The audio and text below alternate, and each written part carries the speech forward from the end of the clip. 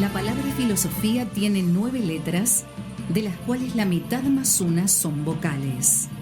Entonces, a pesar de estos tiempos de filosofía consonantosa en que nos toca vivir, nosotros venimos a decir, la filosofía tiene vocales. Sí, vocales con V corta, igual que verdad.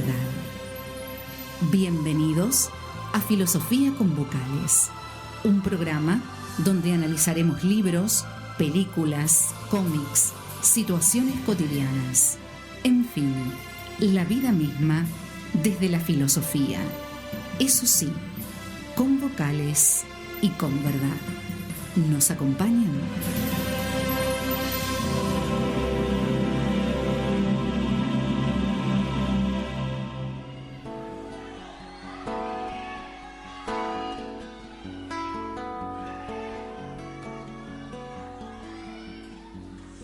El hombre nace y muere a veces sin vivir.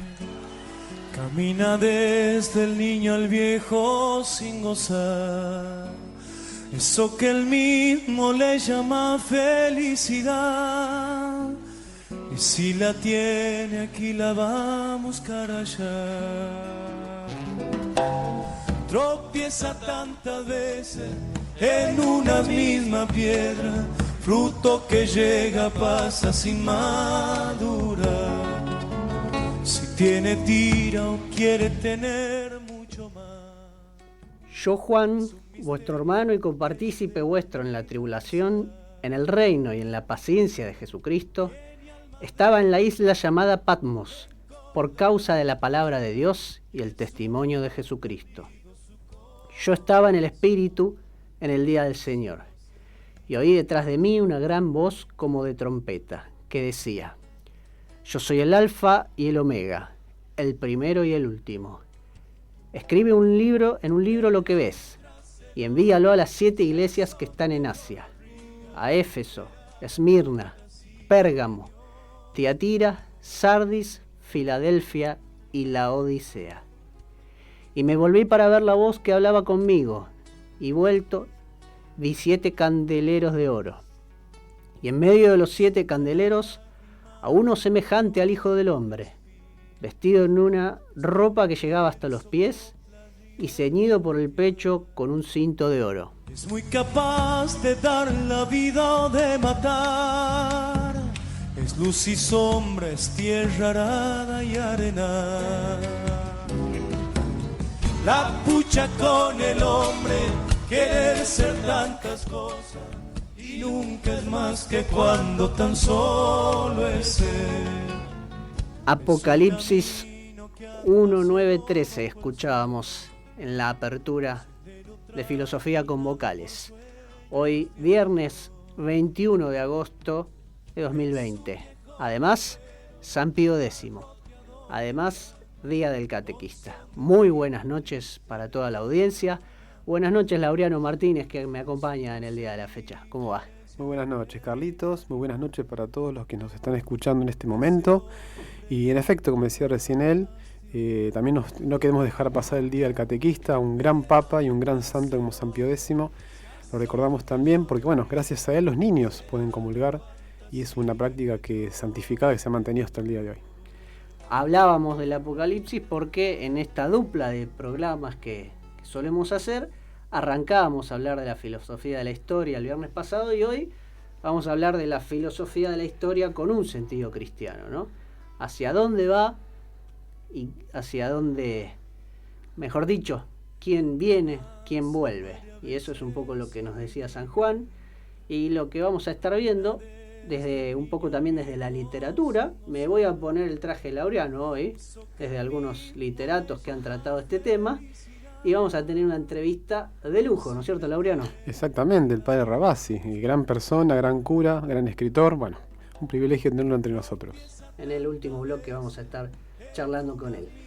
Le damos a la gente las vías de comunicación y luego hacemos el comentario del Día del Catequista y el recuerdo para todos los que nos han transmitido la fe desde ese lugar, ¿no?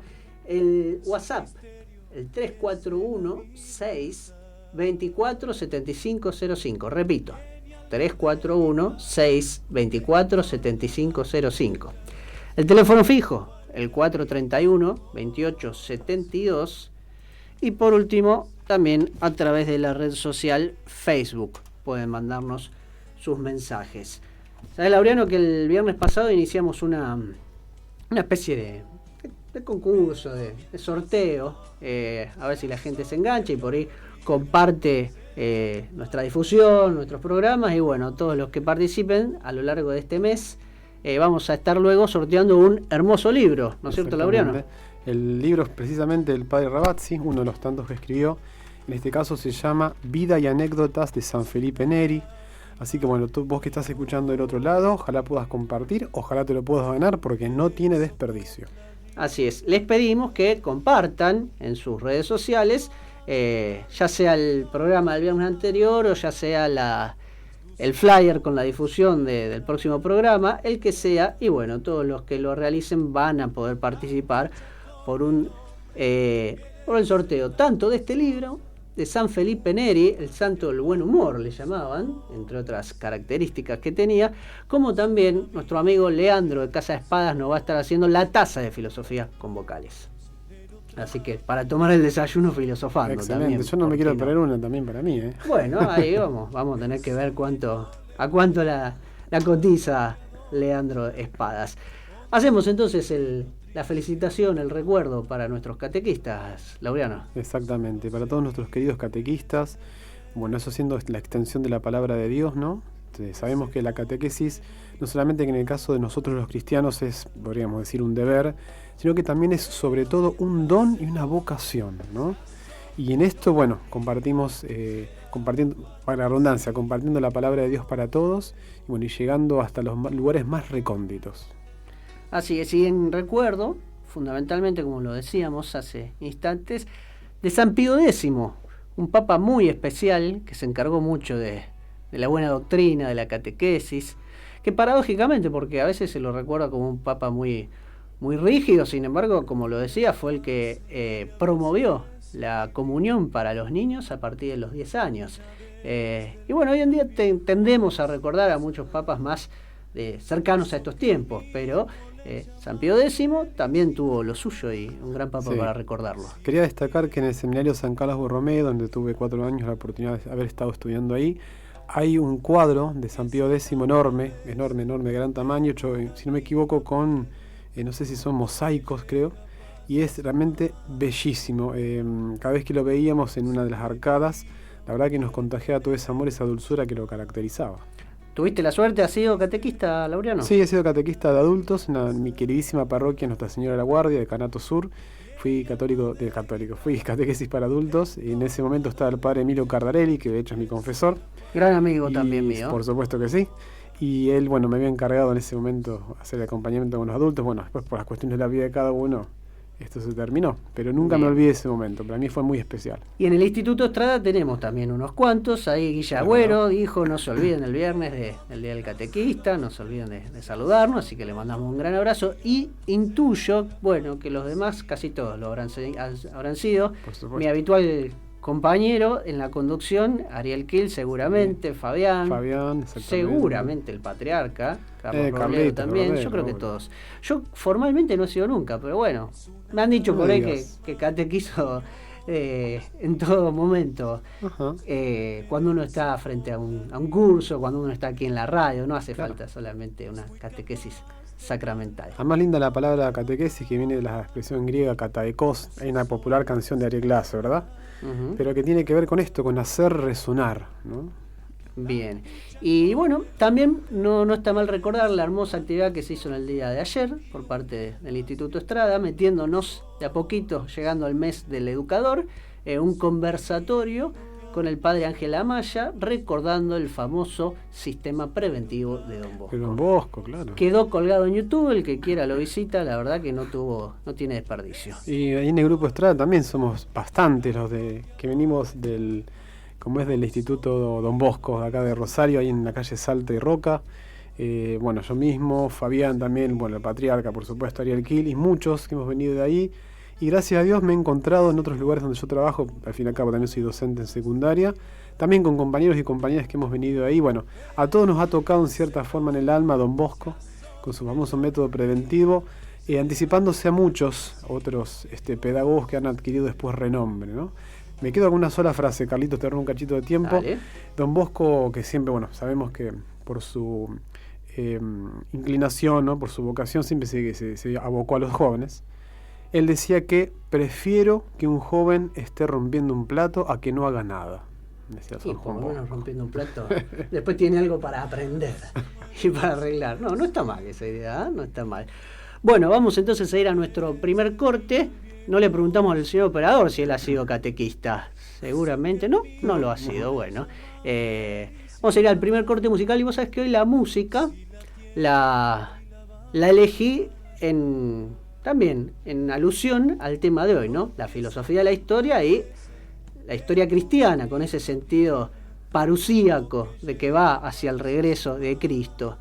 Bueno, hay dos temas que elegí. Uno me llamó siempre la atención, porque hay que también explicarlo. El Apocalipsis, es verdad, va hacia el regreso de Cristo, pero antes unas imágenes bastante chocantes, duras, sombrías. Igual, de todas formas, por ahí hemos tenido como herencia una mala visión del Apocalipsis como algo oscuro, como algo malvado, como que se terminara todo Vamos a hablar de fuego, eso azufre. con el padre Sin Rabasi, embargo, ¿no? en el fondo, esto después lo hablaremos del padre Rabasi, efectivamente, pero en el fondo, en realidad, el mensaje apocalíptico es un mensaje profundamente esperanzador. Exacto. Bueno, pero yendo a esa imagen más bien sombría, siempre hay un tema que me cautivó y me hizo trasladarme con mi mente a esos momentos tan sombríos, especiales y aterradores. Me estoy refiriendo a la ópera, ¿no? A Carmina Burana, o Fortuna, en este caso por el gran André Rieu, con una orquesta en Maastricht. La verdad que uno la escucha y se le ponen los pelos de punta. Carmina Burana, yo tengo la imagen, o el sonido en realidad, por la película de fantasía del rey Arturo que se llamaba La Espada Excalibur. Se llamaba la película Excalibur y tiene como banda sonora Carmina Burana. Así que bueno, vamos a ponernos en ese clima musical y a ver si se nos pone la piel de gallina también a todos nosotros. Adelante, señor operador Walter Sánchez.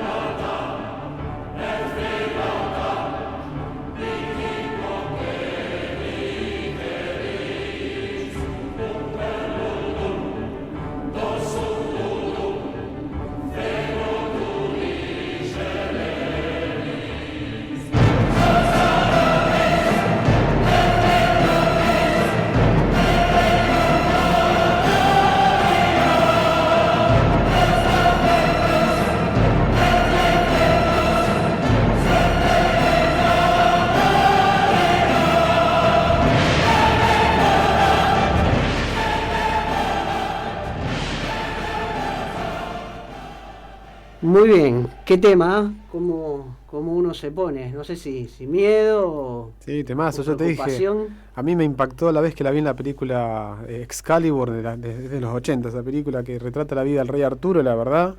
Esa película, esa canción pegaba mucho en la película, era en un momento muy épico, un combate, bueno, demás. La verdad que fabuloso el tema. Tenemos mensajes de la gente, una audiencia muy prestigiosa en el día de hoy. Lo tenemos al director del Colegio Cristo Rey, a Leandro Maximino, quien me dice, cuando estuvimos hablando del mes del educador, que nos vamos acercando, del método de Don Bosco, acordate que el 25 de agosto es San José de Calasanz, primero en poner en práctica el sistema preventivo que luego teorizó Don Bosco. El mismo Don Bosco reconoció que lo vio poner en práctica en el Colegio Nazareno de Roma. Es cierto. Primera escuela pública gratuita de Europa, también realizada por San José 100% de real, no Calasanz. fake. Así que muy bien. Bueno, me permite, don Laureano, me voy a poner su traje y voy a hacer hoy yo la columna literaria. No me voy a ir a los cómics, que no son los míos, ni a las películas, pero sí vamos a ir a algunos relatos de autores cristianos que se han ocupado de esta cuestión de los últimos tiempos. Y la verdad que lo han hecho de un modo bastante singular, siguiendo mucho las escrituras y mostrando cosas que quizás hoy en día algunas de ellas las vemos, ¿no? Me estoy refiriendo a dos autores, vamos a ver si los puedo llegar a desarrollar a los dos, veremos cómo me va con el tiempo. Bueno, y adelante, también una gran nomás, particularidad, que es que los dos venían de una religión que no era la católica, si bien por supuesto cristianos, pero uno era ortodoxo y el otro anglicano. Ambos dos luego incorporados a la Iglesia Católica. ¿A quién me estoy refiriendo? Uno, Vladimir Soloviev, y el otro, Hugh Benson. ¿Qué pasaba con Soloviev? Un gran filósofo ruso, nacido en 1853, discípulo y amigo de Fyodor Dostoyevsky. ¿Qué ocurre? También se lo conoce quizás como un gran filósofo a Dostoyevsky, nada más que la filosofía la hacía a través de sus novelas. El profundo mensaje que él dejaba era a través de sus novelas. En cambio, los dos más importantes, Tolstoy y Dostoyevsky, obviamente, la literatura rusa. Sí, aquí aparece también un comentario sobre Tolstoy, ahora lo vamos a realizar. Y en cambio, Soloviev fue un gran filósofo que desarrollaba teórica y conceptualmente, y aparece un relato de ficción dentro de uno de sus libros teóricos. Es como al revés de lo que hizo Dostoyevsky. Y otra diferencia es que Soloviev se incorporó luego a la Iglesia Católica, en cambio Dostoyevsky, si bien de una profunda religiosidad y cristianismo, se mantuvo fuera de Roma y hasta le tenía cierta aversión, lamentablemente, a Roma. También se lo identifica como el Newman ruso, en el sentido de similar a lo que le tocó vivir al cardenal Newman, que cuando decide incorporarse a la Iglesia Católica es muy maltratado por los ingleses, por la Iglesia anglicana, considerado un traidor, ¿no? Acusado de ello. Pero bueno, vamos a lo que es el relato, el breve relato sobre el anticristo, que está incluido en los 3 diálogos sobre la guerra, la moral y la religión de Soloviev. ¿Cuál es el centro de la cuestión, el clima, el espíritu que se vivía por esta época que relata Soloviev?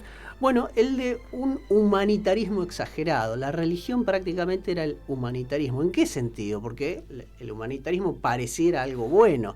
Depende cómo se lo vea. Y si es un humanitarismo alejado de Dios o contrario a Dios, y ya tan bueno no parece ser. Y acá vos lo acabas de mencionar a Tolstoy. Bueno, era bastante polémico en relación a Tolstoy, porque Tolstoy nos hablaba de la no resistencia al mal, la perversidad intrínseca de la no guerra. Carlitos, Tolstoy se autonombraba a sí mismo como un anarquista cristiano. Claro, y buscaba esta idea de el pacifismo absoluto, de la no necesidad de Dios, de que era una cuestión el hombre, o sea, la clara idea de la inmanencia y la oposición a la trascendencia como Dios, alguien superior a nosotros hacia quien debemos ir. Bueno, también muy vinculado con lo que luego fue el concepto de Nietzsche, del superhombre. En ese contexto es que empieza a escribir este relato Soloviev. ¿Y qué es lo que va a ocurrir? Haciendo un breve análisis, un breve relato. Bueno, por aquel entonces lo escribe como dentro del siglo XX, nosotros ya hemos superado esa época, pero ocurre lo que tantas veces se teme, ¿no? El famoso peligro amarillo, que los que vienen desde allá invaden y parece que explota todo por el aire. Sin embargo, algo de eso había ocurrido, pero se terminan uniendo Occidente, sobre todo Europa, y logran contener ese avance. Y bueno, se da una especie de confederación de los estados, sobre todo europeos, y que van a darle lugar a este hombre que surgirá, a este hombre extraordinario, que a los 33 años ya tenía un gran prestigio, renombre, un gran pensador, escritor y reformador social. Pero, claro, tenía, parece, algo de fe en Dios, creía, pero tan solo en verdad se amaba a sí mismo. Creía en Dios, pero en lo más profundo de su alma, de una forma casi inconsciente e instintiva, se prefería frente a él. Frente a Dios se prefería a sí mismo. Es decir, un gran narcisista era. Y hay un pasaje, acá tengo que hacer una aclaración, el del relato, el libro de Benson, sí, lo leí hace ya casi 20 años, traducido por Leonardo Castellani, pero no, el de Soloviev no pude, y para eso nos valemos de los grandes. ¿Y quiénes son los grandes? Bueno, por ejemplo, el padre Alfredo Sáenz, que nos estudia todas estas obras y nos la trae para que la tengamos por lo menos un poquito más fácil de acceder. El padre Sáenz fue citado por Nacho en su columna el viernes pasado. Y casi que muy seguido lo vamos a citar, porque es un referente del Instituto Estrada. Bueno, y en un pasaje, en una escena del libro, del breve relato del Anticristo, cuenta cómo termina siendo ungido por Satanás el Anticristo. ¿Y por qué? Cuando todavía no estaba en la cima del poder. ¿Por qué? Y porque él empezaba a dudar. Si no fuese yo el Salvador, si fuese el otro, el que ya estuvo hace 2000 años, el Galileo, si no fuese este mi precursor, sino el verdadero, el primero y el último, y le empieza a agarrar toda una duda, toda una confusión, toda una gran incertidumbre y angustia, y estaba a punto hasta de quitarse la vida, y quien lo salva es precisamente Satanás, y le da toda una conversión y una posesión suya. La verdad son terribles, espeluznantes las palabras que les dice. Tú eres mi hijo muy amado en quien me complazco. ¿Por qué no has recurrido a mí? ¿Por qué has honrado al otro, al malo y a su padre? Yo soy tu Dios y tu padre. El otro, el mendigo, el crucificado, es extraño a ti y a mí. No tengo otro hijo sino tú. Y a partir de ahí le agarra toda primero una envidia terrible, finalmente un odio igno y furioso. Yo y no él. Él no vive, él no es ni será. Y a partir de esta conversión va a escribir un libro que se va, por supuesto, a traducir a todos los idiomas y lo va a hacer muy, muy famoso. La vía abierta hacia la paz y prosperidad universales. Y a partir de aquí el prestigio que va a tener de todas las naciones va a ser inmenso. Por supuesto, siempre fogoneado por la masonería que está tratando de inculcar este tipo de cosas. Se elabora una asamblea internacional donde todos intentan consagrarlo como el amo del mundo, y así es como lo van a ir logrando. Y se intenta también esta impostura, esta falsedad religiosa. Y así finalmente llegará a la cima del poder. Pero va a ser 3 proclamas, y 3 realmente difíciles, duras. En un sentido va a traer la paz, pero una paz muy distinta a la de Cristo. Pueblos de la tierra, mi paz os doy. Y terminaba anunciando la paz universal que quedaba eternamente asegurada, y que todo intento por perturbarla encontraría de inmediato su oposición frontal. O sea, había preparado un buen ejército para dominar a todo aquel que se opusiera a la paz que él imponía. Mirá, fíjate qué inversión, ¿no?, de la paz de Cristo. Lo estoy escuchando casi a Zaratustra. O sea que no me por supuesto, tenía mucho que ver con eso. Después venía el problema de lo social, porque había que solucionar en el segundo año de su gobierno el problema social, darle a la gente de comer, que no haya más hambre. Bueno, había que darle pan a todo el mundo. la desocupación, el hambre. Venid a mí todos los que tenéis hambre y frío, y yo os daré alimento y calor.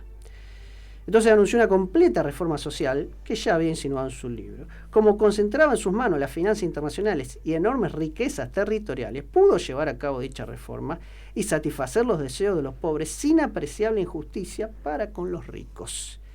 Así que ahí estaba solucionado el problema social. Luego, en el tercer año, tuvo que ocuparse de, bueno, lo que siempre aparece, ¿no? Si le das pan, al pueblo también hay que darle circo. Y acá aparecerá la figura, algo muy, muy aterrador también, de una especie de antipapa, porque aparece un gran mago de Oriente, Apolonio, y que sabía mucho de las culturas orientales y todo lo que tiene de arcano y misterioso, pero también de la técnica, y hacía grandes prodigios. Y era, de algún modo también se lo vincula con la llamada segunda bestia, a la que le hace la propaganda al anticristo, y bueno, hacía perder a muchas almas y apostatar. ¿Y qué pasaba con la cuestión religiosa? Bueno, acá viene la clave. También quería consagrarse como el Salvador, como el que tenía que venir, el Mesías. Y para eso convoca a un concilio de todo el mundo con todos los grandes líderes de las religiones. Fundamentalmente van a venir ortodoxos, católicos y protestantes. Y los convoca y les promete todo, porque sabía que los católicos buscan siempre y desean la autoridad, ¿no? de Roma, del dogma y de la definición. Bueno, volverán a Roma porque tenían quitada esa sede, les promete que volverán, pero conságrenme a mí reconózcame como único abogado y defensor. A los ortodoxos, que siempre fueron amantes de la tradición, de los símbolos, de los himnos y las oraciones, íconos y la liturgia, les promete un gran museo universal de genealogía cristiana en la gloriosa Constantinopla. Y a los protestantes, que siempre les gusta estudiar libremente la Biblia, bueno, un instituto para la investigación de las Sagradas Escrituras. Pero ustedes me tienen que reconocer como el único amo y señor. Por supuesto que se niegan, y con artilugios de este Apolonio terminan fulminados Pedro II y Juan, el líder ortodoxo.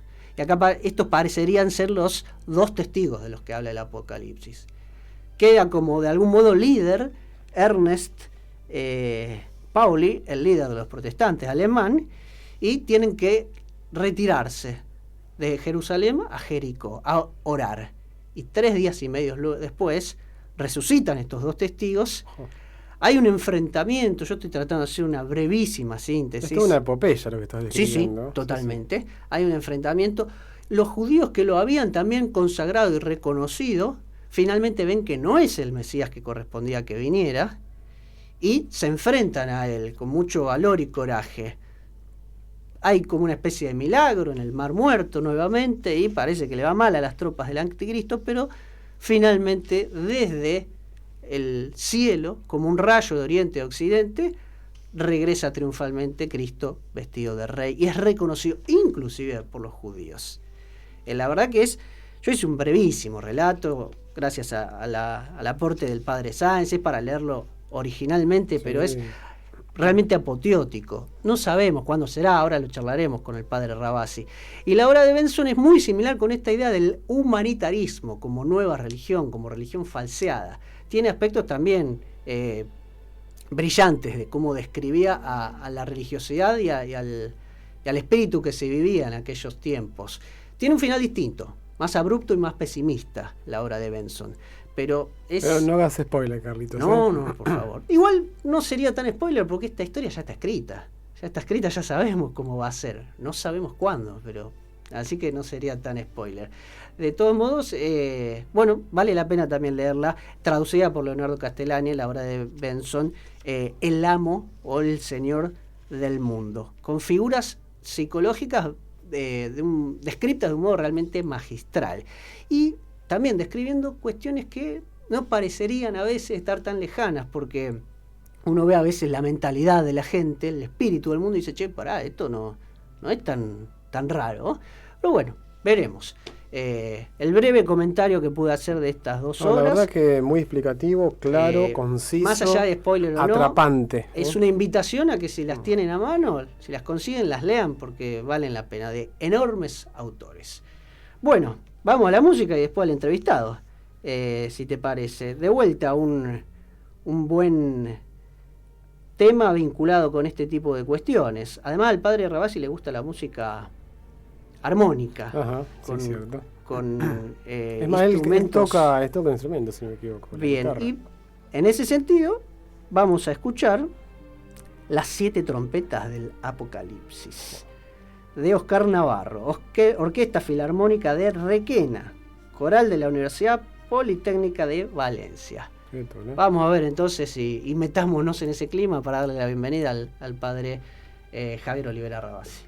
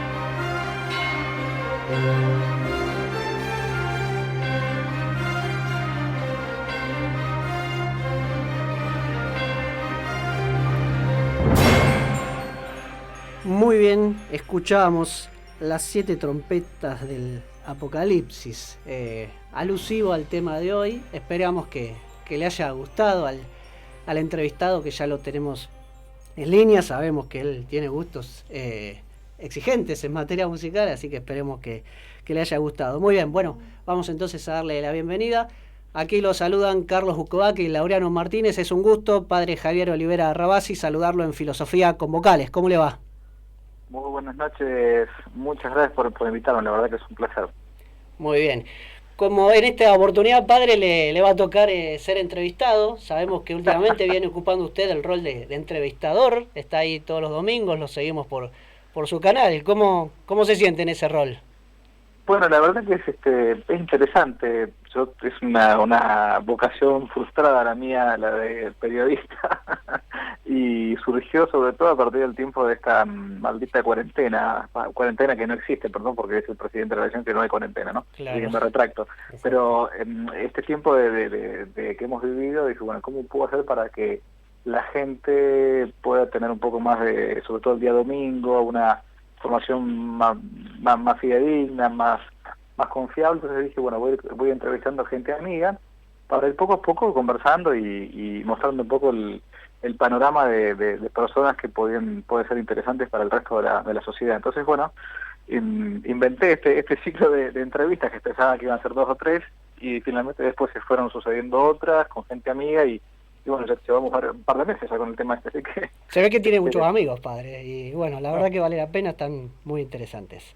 Bueno, gracias, me alegro mucho. Vamos al tema en cuestión, para el cual lo convocábamos, padre, que es, veníamos desarrollando el viernes pasado, filosofía e historia, y hoy apuntamos más a la concepción cristiana de la historia y la parusía. En ese sentido, ¿qué visión sobre el sentido de la historia tiene el mundo en general hoy en día, padre? Usted lo que ve, lo que observa, lo que escucha de la gente, ¿qué sentido le da a la historia? Si es que le da. Bueno, el sentido de la historia es más o menos como dicen la obra de Shakespeare, de Macbeth, ¿no? Que la historia es como, para el mundo moderno, creo yo, es como un cuento narrado por un idiota. O sea, alguien que no sabe ni cómo comienza ni cómo termina, al menos para el mundo moderno. No fue así para el mundo antiguo. En el mundo antiguo, si uno se va al mundo clásico, por ejemplo, griego, la historia para ellos era circular. Comenzaba con los dioses que creaban a los hombres, ¿no? En una edad llamada Edad de Oro. Después, por alguna falta que llamaban la falta primigenia o falta primordial, el hombre iba decayendo de sí mismo y por lo tanto de la Edad de Oro, en la que habitaba con los dioses, pasaba a la Edad de Plata. Y después, por sucesivos pecados o por faltas, el hombre de la Edad de Plata pasaba a la Edad de Bronce y finalmente la Edad de Hierro.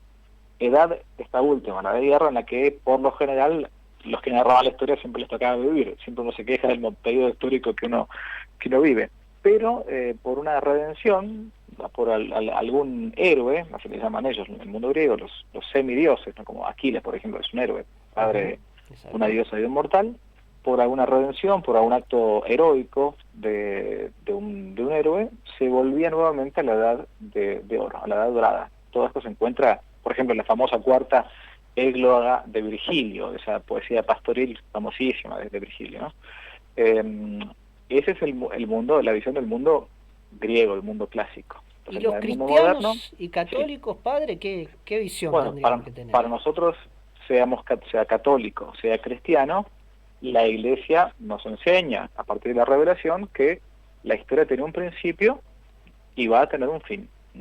Va a tener un fin en algún momento de la historia. Eso lo sabemos incluso a partir del mismo catecismo. Nosotros decimos en el credo que nuestro Señor Jesucristo ha de venir a juzgar a vivos y muertos, ¿no? Es decir, que en algún momento de la historia física terrenal, esto se va a acabar, va a cambiar, va a terminar el ciclo de esta historia y va a comenzar un mundo nuevo, cielos nuevos y tierras nuevas, dice Jesucristo. Entonces, o sea, dice en el Apocalipsis.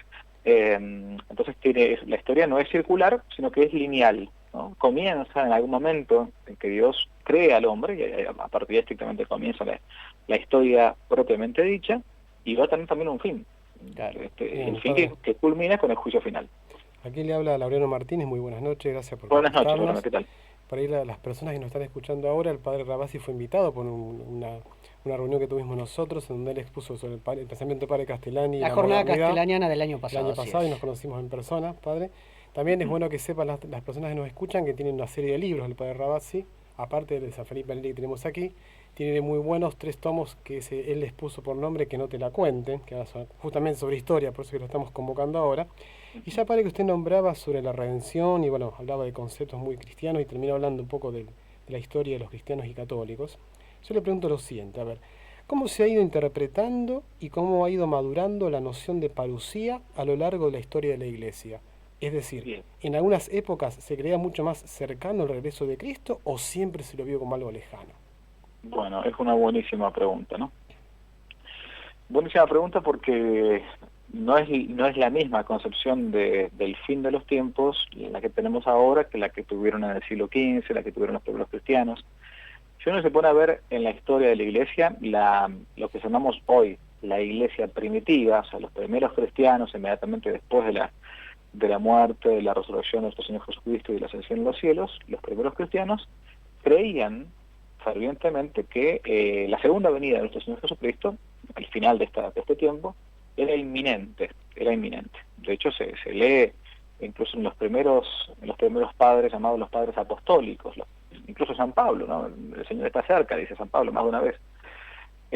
Se confunden incluso los tiempos en cuando Jesús habla de la destrucción del templo de Jerusalén, que va a suceder en el año 70 después de Cristo, naturalmente, de nuestra ley cristiana, con la segunda venida, ¿no?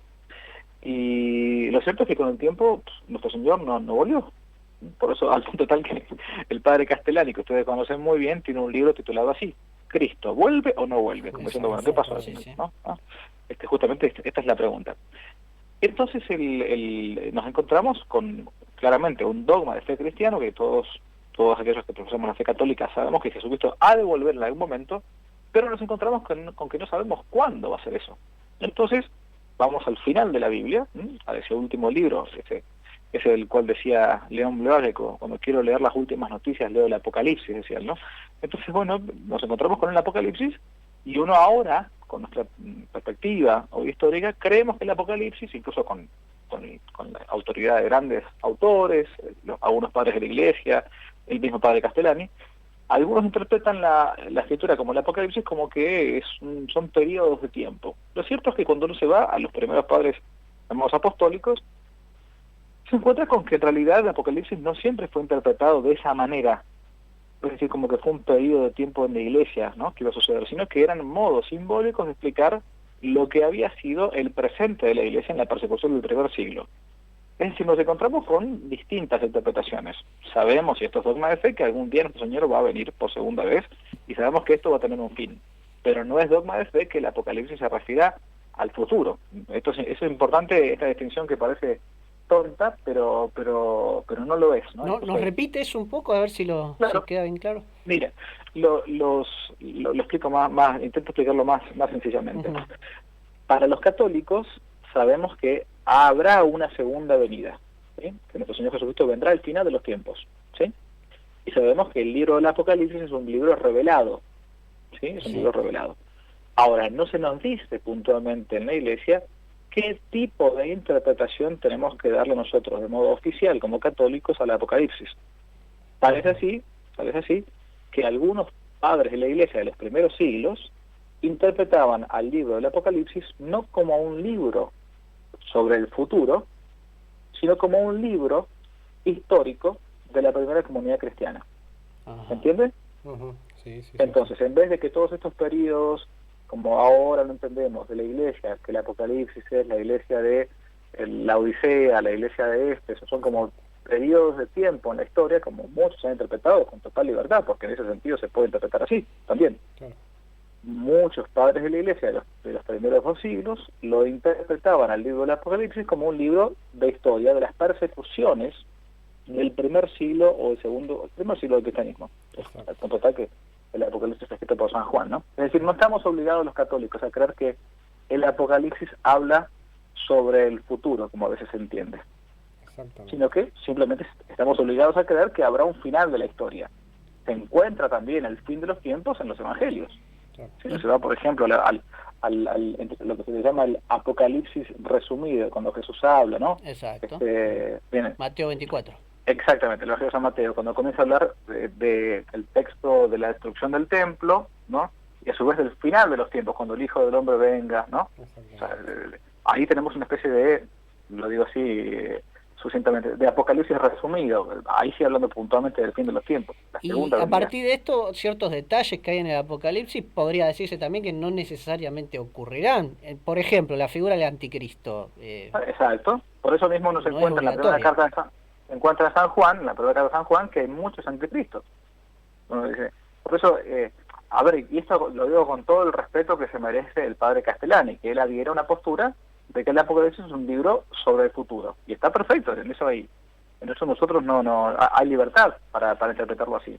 Pero justamente la Iglesia, fíjense la sabiduría de la Iglesia, la Iglesia nunca define alguna cosa que no haya estado siempre de modo concorde en la tradición de la Iglesia. Y como en la tradición de la Iglesia hay diferentes posturas respecto a este último libro de la Sagrada Escritura, bueno, entonces hay cierta libertad para que uno interprete ese último libro de la Escritura, como es el Apocalipsis, como sucesos que han de venir en el futuro, que hay total libertad para creerlo, ¿no? ¿Es así? Claro. O como sucesos que pudieran haber pasado en el primer siglo de la Iglesia, como la persecución a los cristianos en las distintas iglesias, ¿no?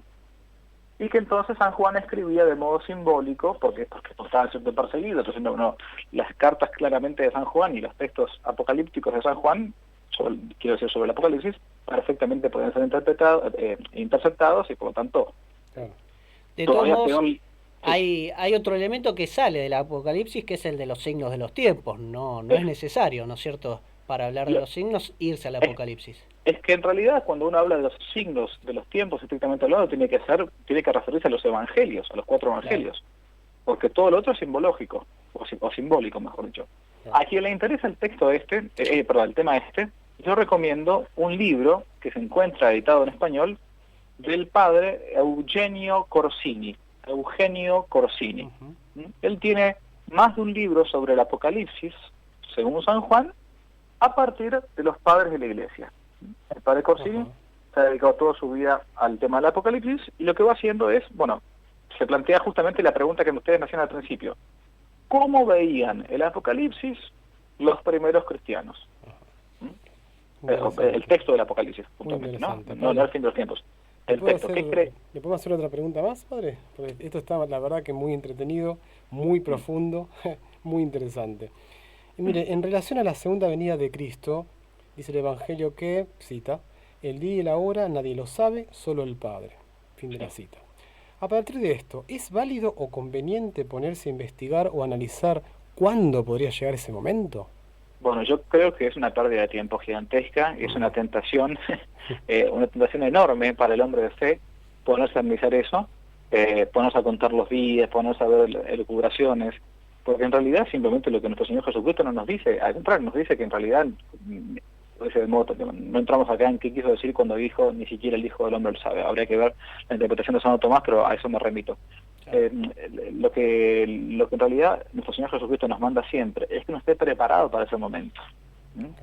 Entonces, el querer estar calculando, sí, uno podrá ver signos, nosotros lo vemos claramente, esto se encuentra por ejemplo, en el Catecismo de la Iglesia Católica. Nos encontramos con el número 675, acá tengo el libro de Catecismo en mi mano, que dice que, cito, antes de la venida de Cristo, la Iglesia deberá pasar por una prueba final que sacudirá a muchos creyentes, ¿no? La persecución que acompaña a su aparición en la tierra desvelará el misterio de iniquidad bajo la forma de una impostura religiosa. En fin, un texto muy conocido donde la Iglesia nos manda, en el Catecismo, por medio de su doctrina, cuáles serán los signos de los tiempos, ¿no? Ahora, lo cierto es que en muchos otros momentos de la historia uno podría haber pensado que se encontraba bajo estos signos de los tiempos. Si uno hubiese vivido en tiempos, por ejemplo, del arrianismo, una herejía tremenda que destruyó gran parte de la iglesia en Europa o en el Occidente, hubiese vivido en la iglesia del Renacimiento, donde la iglesia, si bien no defeccionaba en su doctrina, dejaba bastante que desear en los personajes. Quizás, padre, una persona del futuro diga lo mismo que usted, diciendo quizás uno hubiera vivido en el año 2020 con el coronavirus, hubiese pensado lo mismo. Lo cierto es que lo que sabemos es que en algún momento va a llegar, en algún momento va a llegar. ¿Cuándo va a llegar? Y bueno, la verdad, mi pregunta es como siempre, ¿no? Filosóficamente dice, bueno, ¿cuál es la causa final de mi pregunta? ¿Por qué yo me pregunto esto? ¿Para qué me pregunto esto yo? para morirme de miedo, para apocarme, para no querer hacer apostolado, para no querer convertirme, para encerrarme en mi casa, para irme a un búnker. O sea, ¿cuál es la finalidad de todo esto? Pongámosle que yo sepa. A ver, va a ser el año que viene el fin de los tiempos. Ok. ¿De qué me sirve a mí? Si yo te puedo decir, ¿ustedes qué edad tienen? ¿40 años más o menos? Más o menos. Sí. Bueno, más o menos como yo. A mí lo que me importa es el fin de mi tiempo. Nosotros en 30 años más, pero con mucha suerte, si no nos matamos mañana, o sea, si no morimos mañana, el fin de nuestro tiempo se acaba dentro de poco tiempo. Entonces me tengo que convertir ahora. A mí lo que me importa mucho más es el fin de mi tiempo. La vieja frase de Dominguito Sabio. Pero claro, seguiría jugando. Seguiría jugando. Otra pregunta que me gustaría hacerles, algo muy paradójico, ¿no? Traemos las viejas paradojas de Don Gilbert. Si leemos el Apocalipsis es un panorama sombrío, aterrador hasta parece. Sin embargo, nosotros estamos llamados a la esperanza. ¿Cómo Exacto. entender eso? En la medida que sí, que interpretemos que es algo del futuro. ¿Cómo complementar o equilibrar esas dos cosas? Bueno, se nos manda también el Nuevo Testamento por parte de nuestro Señor Jesucristo e incluso de sus apóstoles, que cuando oigáis hablar de todas estas cosas, dice, levantad vuestras cabezas porque está pronta vuestra liberación. En realidad, el fin de los tiempos, ¿no? Y si queremos interpretar incluso el Apocalipsis como un libro acerca del fin de los tiempos, son textos o dogmas de fe dogmas de nuestra fe que son de alegría, de esperanza, que deberían ser para nosotros motivo de enorme alegría, no de temor, ¿no? ¿Por qué? Porque es el encuentro con el Padre.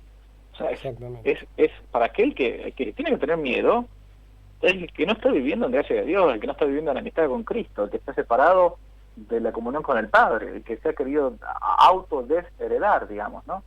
Pero para el resto, es como en estos tiempos ahora de coronavirus, ¿no? Que yo me entristecí mucho porque y sigo triste por esto, por muchísimos cristianos que se han desesperado.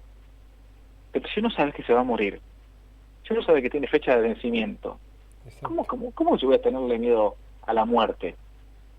O sea, está bien, no me gustaría porque es una cuestión natural, uno quiere mantener la vida, pero, o sea, ¿acaso entonces no creemos que hay una vida eterna? O sea, el que tiene que tener miedo a la muerte es el ateo.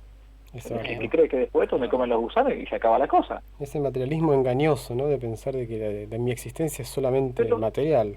Pero claro, fíjense que así como antiguamente en la historia Dios mandaba o permitía pestes tremendas, como pudo haber sido la peste negra o la fiebre, la famosa gripe española, o que mató miles y hasta millones de personas, que realmente eran contagiosas y uno se moría enseguida. Ahora se ve que es tan poca la fe que tenemos que nos manda un bichito que apenas mata a poquísima gente. Sí. Y así todos estamos aterrorizados. Qué locura. Nos quedan poquísimos minutos, pero quizá alguna que otra preguntita más. Sí, padre, hablamos del tiempo, ¿no? Lástima que no estamos en el Kairos, sino en el Cronos. Sí. Así que le voy a hacer esta última pregunta. Sí. Y dice así: ¿qué nos puede explicar acerca de la teoría o corriente llamada milenarismo y como posible triunfo de la Iglesia en la historia? Bueno, no podría explicarlo esto en 2 minutos.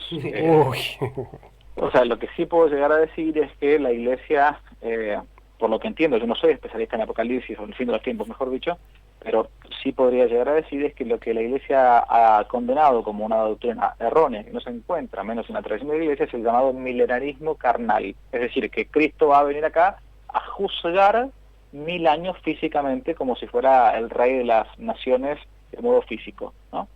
El milenarismo es una doctrina, por las dos, para que aquella persona que no se ha escuchado nunca, que va a haber 1000 años o bien de reinado de Cristo físico o un reinado espiritual de nuestro Señor Jesucristo acá en la tierra antes de la venida del fin de los tiempos, ¿no? Pero bueno, no quiero entrar a ese tema porque primero no manejo bien y segundo por el tiempo. Claro.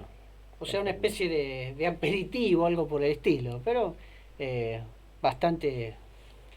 no sé cómo llamarlo, pero confuso. A mi forma de ver, padre, también esto es aprovechado por los enemigos de la Iglesia haciendo películas que distribuyen falsas informaciones y asustan más de lo que enseñan. Es evidente. Exactamente. Bueno, para ir cerrando, padre, le quiero compartir un mensaje que me ha llegado. Uno de nuestros oyentes, José, un saludo al padre Javier.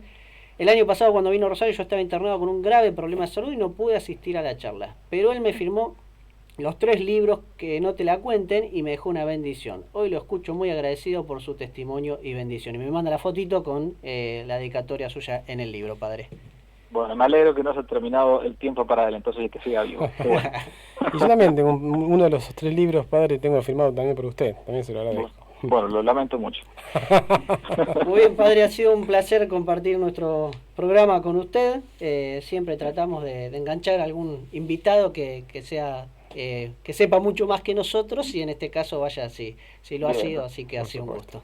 Bueno, un gustazo. Será hasta cualquier momento. Hasta pronto. Muchas gracias, padre, hasta luego. Adiós, adiós. Muy bien, qué lindo charlar con el padre Javier. Por un lado muy simpático, por otro lado con mucha esclarecedor, sabiduría, con mucha claridad. Realmente vale la pena escucharlo. Y deja mucha paz, ¿no? Sí, bueno, para vos que estás del otro lado y por ahí no sabías tanto, ahora te llevas un montón más de información y de riqueza. Lo que importa en realidad son los buenos actos más que la información. Y bueno, miremos entonces el Apocalipsis con ojos esperanzadores, no con ojos de terror. Así es. Vale la pena seguirlo en su canal, en su página, que no te la cuenten, a Javier Olivera Rabasi. Bueno, señor operador central de Radio El Rosario, ¿cómo la pasó? ¿Le gustó el programa de hoy? ¿Le cumplimos con el tiempo? Y cumplimos con el tiempo hoy. ¿O estamos robándole? Sí, se por queda para supuesto 6. que Bueno, sí. no, nos quedamos entonces. No, yo me quiero ir a comer una pizza ahí con mi familia. Bueno, la próxima vamos a ver qué nuevo tema y qué especialista aportamos. Por el momento creo que hemos hecho un buen trabajo con la filosofía Dios, y la historia. Muy bien, será entonces hasta la próxima. Muchas gracias a todos los que nos han escuchado. Nos vamos como siempre con Rally Barrio Nuevo. Gracias a vos que estás del otro lado. Acompañanos siempre, todos los viernes. Hasta pronto. Río y manantial es muy capaz de dar la vida o de matar. Es luz y sombra, es tierra arada y arena. La pucha con el hombre, querer ser tantas cosas, y nunca es más que cuando tan solo es ser. Es un camino que anda solo bajo el sol, sendero trajinado por sueños.